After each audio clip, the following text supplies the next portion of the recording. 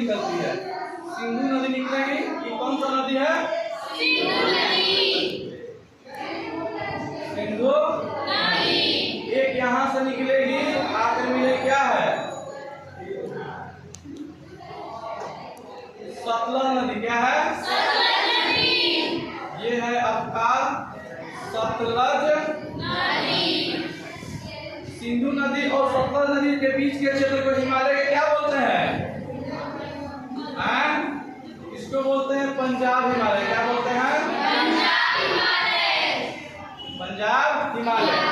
जब सिंधु नदी ऊपर से आई, इधर से सतलज नदी आई, इन दोनों के बीच में हिमालय का खंड हो रहा है कि नहीं हो रहा है?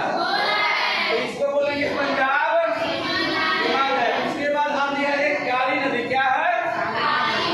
जहां से निकल के आएगी काली नदी। क्या है? काली नदी। इस प्रकार से आएगी, ठीक है ना? काली नदी, इसका नाम क्या है? ये काली नदी जो बांटती है, किसमें बांटती है?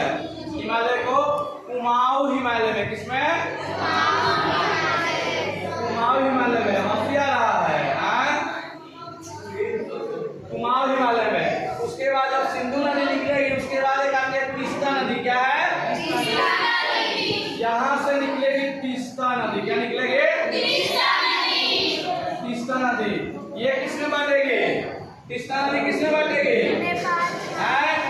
नेपाल हिमालय में। किसमें?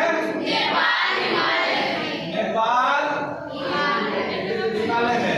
इसके बाद इधर से एक आएगी ब्रह्मपुत्रा नदी। क्या है? इसी को बोलते हैं तिहंग नदी। क्या बोलते हैं? यहाँ से एक आएगी ब्रह्मपुत्रा नदी। क्या है? ब्रह्मपुत्रा नदी। इसको बोलेंगे तिहांग। क्या बोलेंगे? तिहांग नदी या फिर ब्रह्मपुत्र नदी। इसको बोलेंगे असम हिमालय। क्या बोलेंगे? इस प्रकार से हिमालय का वर्गीकरण हुआ नदी के माध्यम से। हुआ ना जी? अभी लिखिए नहीं, मौका देंगे, अभी पूरा नोट्स बनवाना है, ठीक है ना?